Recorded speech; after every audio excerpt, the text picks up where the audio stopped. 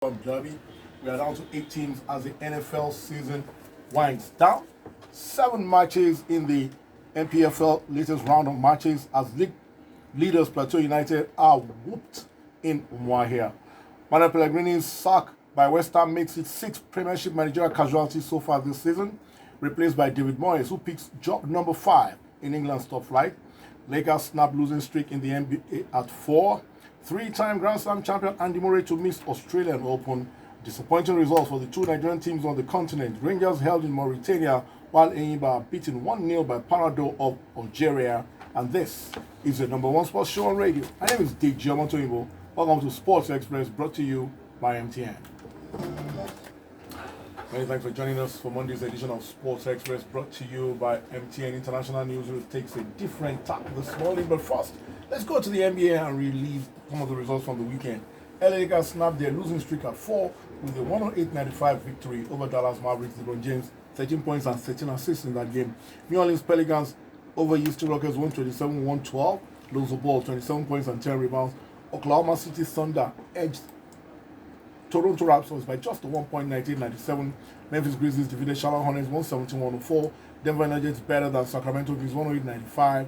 Golden State defeated Phoenix Suns 105-96, and Milwaukee Bucks got the better of Atlanta Hawks 112-86. Buddy Ogutuyi and Yemi Adesanya joins me as we take a look back at the year 2019, which has just about 48 hours to run. And my question to both of you this morning, from an international perspective, we do Nigeria tomorrow. Your top sporting moment of the year 2019. I know mine. I'll say mine last. But your top sporting moment globally now of the year 2019. First of all, before you accuse me of not knowing some things, I know Tiger Woods won after a long time. Yeah. Then there's the Wimbledon, Djokovic and Federer, the epic final, Wimbledon final. Then Virginia won their first NCAA title in history. And then England won the first ever Cricket World Cup. Yeah.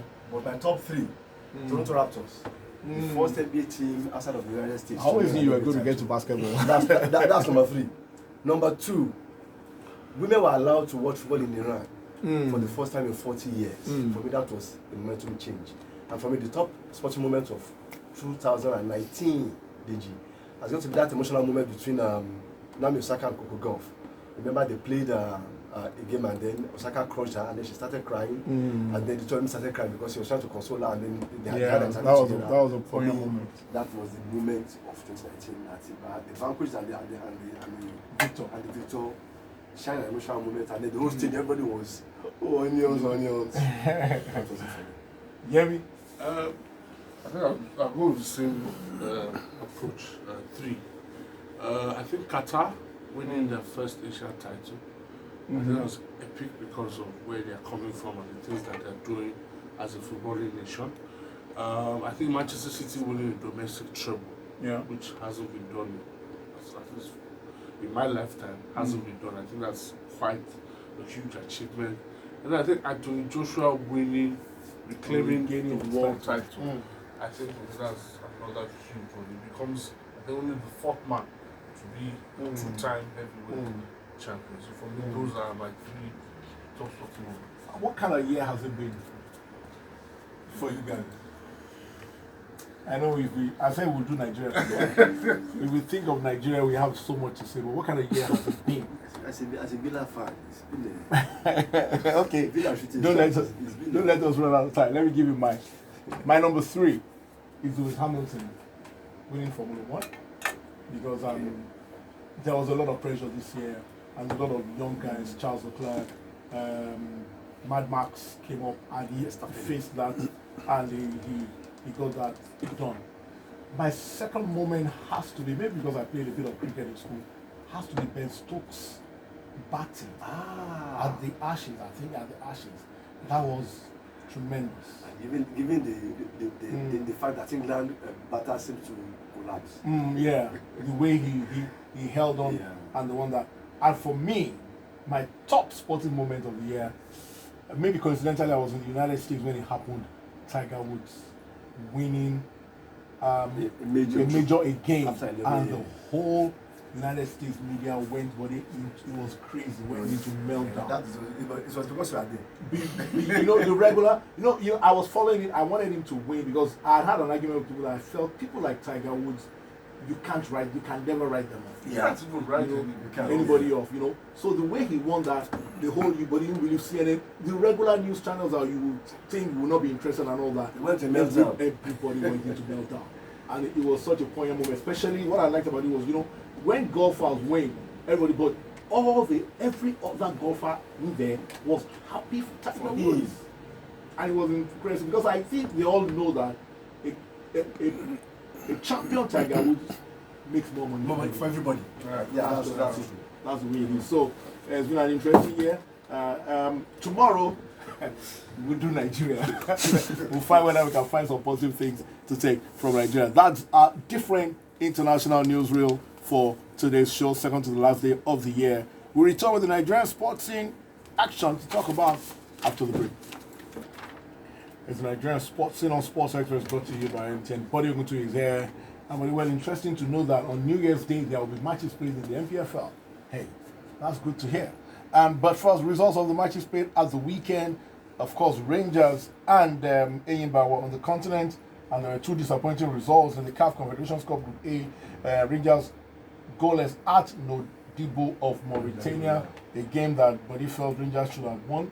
Win back-to-back and get yourself back in contention, but hey, they can only need 4 points tops if they win the home leg.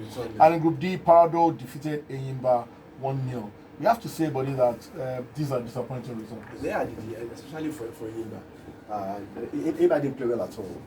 We felt that, given Enyimba's experience, and this is not their first time or second time of being to North Africa. Against a team that has not played so well at all in this tournament. They were second before they played this game. Now they have dropped to third. And because they had 1 point before, now they have 4. Enyimba had 3, second place. I was hoping to win this one, and at least get a draw and keep going. But and for Rangers, I actually felt that of the two, that Enyimba would get a better result. Yeah. But as far as the Rangers, and I hope this is a turning point that Rangers have been looking for. Get a point here and win the next one. You have 4 points. And then get some points on the log, but we have to wait and see how that happens. Okay, before we go, let's just go through the results of the MPFL matches. Adamawa Neo Rivers 2, Abia 3-0 over League Leaders Plateau United, Aqua 1-0 over Lobi, Ifeanyi defeated Heartland 1-0. 5 goals thriller between Katsina and Jigawa ended 3-2 in favor of the home team. That was Katsina. Wolves picked Kwara United 2-1, and Sunshine and Dakada FC managed a 1-1 draw. 2 games. Plateau United is a 3-0. That was a shock for Abia Warriors. Abia have not been fantastic. For them to get 3 Plateau United, they would have caught them on a bad day. The Sunshine against Dakar, I think. Sunshine Stars scored the goal.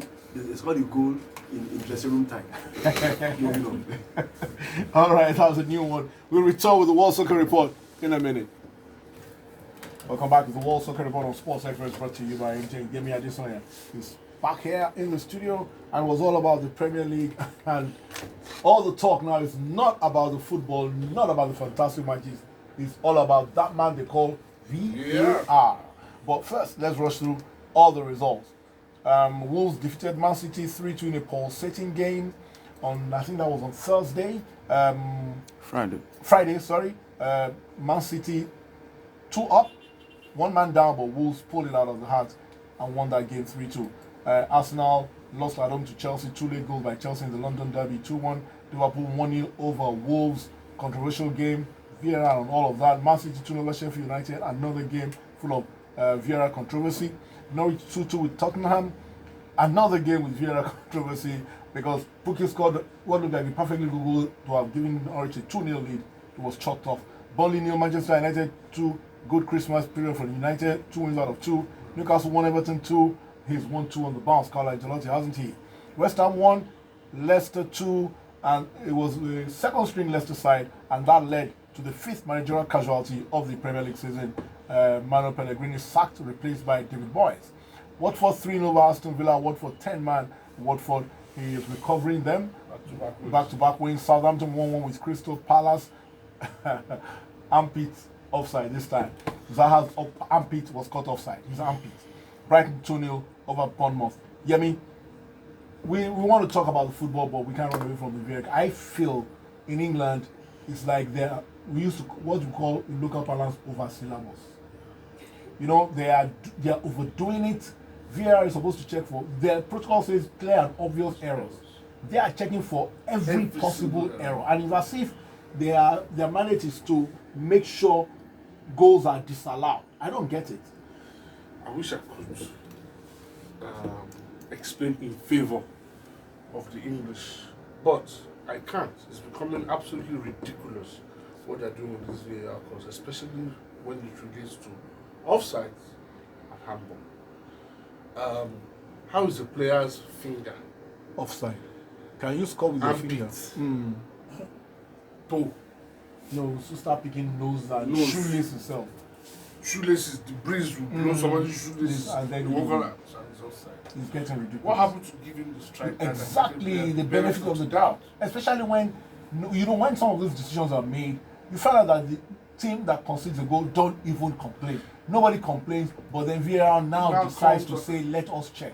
There was a time when the offside rule stated that you have to have daylight between the attacking player and the last defensive. You know what I think, Yemi? I think the solution, just like you say, Hawkeye, the whole of the ball must call the whole of the line for a goal to be given.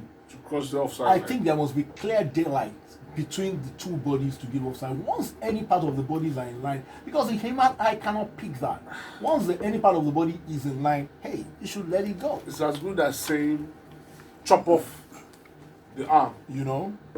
Because how is a finger offside? I don't get that. Can you score with your finger? I don't get that.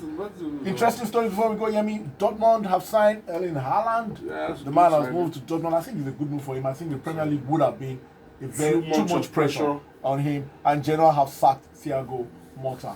That really started well, but it hasn't ended well. Thank you very much, everybody. And thank you, Yemi. Moment of the weekend is from the Premier League, and Wolves devoured 10-man Manchester City in a pulsating game, coming from 2 down to defeat the reigning Premier League champions in one of the games of the season. Looks like City's title defense is done. It's up to Liverpool to complete the job and end that 30-year drought. My name is Dick Jomoto. Thanks for your time. Good morning.